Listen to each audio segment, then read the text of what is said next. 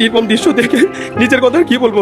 বেতন নিয়ে ঝামেলা, অন্য বিভাগে বদলির জেরে ইসলামী বিশ্ববিদ্যালয়ের সমাজ কল্যাণ বিভাগের চেয়ারম্যান ও সহযোগী অধ্যাপক আসমা সাদিয়া রুনাকে গলায় ছুরি চালিয়ে হত্যা করেছে ফজলু নামে এক কর্মচারী।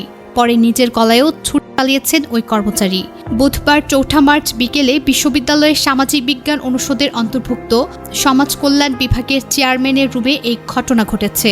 ভবনের নিচে কর্তব্যরত এক আনসার সদস্য বলেন, ঘটনার সময় আমরা এখানে 4 জন গল্প করছিলাম। সিভিলের লোকও ছিলেন 3 থেকে 4 জন। হঠাৎ আমরা বাঁচাও বাঁচাও শব্দ শুনি। তারপর একসঙ্গে উপরে উঠে চেয়ারম্যানের রুমের বাইরে ডাকাডাকি করি। পরে দরজা না খুললে ভেঙে ফেলি। তারপর দেখি যে ম্যাডাম উপর হয়ে রক্তাক্ত অবস্থায় শুয়ে আছেন আর কর্মচারী নিজেই নিজের গলায় চালিয়ে দিচ্ছেন।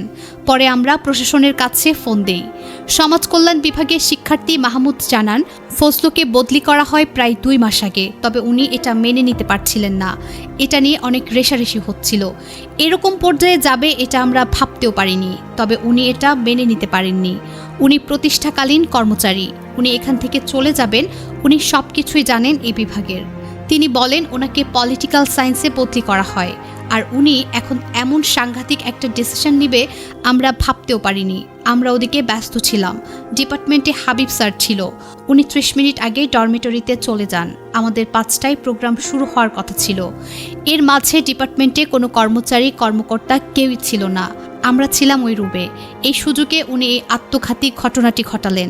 ম্যামের রুম আগে থেকে লক করা ছিল না, ওই কর্মচারী ঢুকে লক করে দেন। বেতন নিয়ে ঝামেলা, বদলি নিয়ে অসন্তোষ, এই সামান্য কারণে একজন নারী শিক্ষকের গলা দেয়। প্রতিবাদ করলে এভাবে মেরে ফেলা যায়? যে দেশের শিক্ষককে নিজের অফিসে মারা যায়, সেই দেশের ভবিষ্যৎ কোথায়? শিক্ষার্থীরা বলছে ফজলু প্রায় 2 মাস আগে বদলি হয়েছিলেন। তিনি মেনে নিতে পারেননি, বারবার ঝগড়া করতেন। কেউ ভাবেনি এতটা সাংঘাতিক হয়ে উঠবে।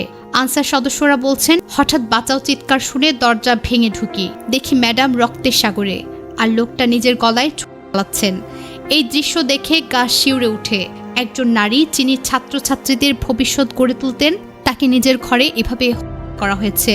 মৃত্যুর আগে হয়তো তিনি চিৎকার করে বাঁচতে চেয়েছিলেন, কিন্তু কেউ বাঁচাতে পারেনি। এখন প্রশ্ন একটাই, এই নরপিশাচের কি শাস্তি হবে?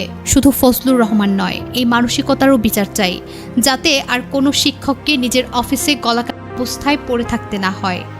আসমা সাদিয়া রুনা, তোমার পরিশ্রম, তোমার স্বপ্ন, তোমার ছাত্রছাত্রীদের ভালোবাসা সবই সাক্ষী।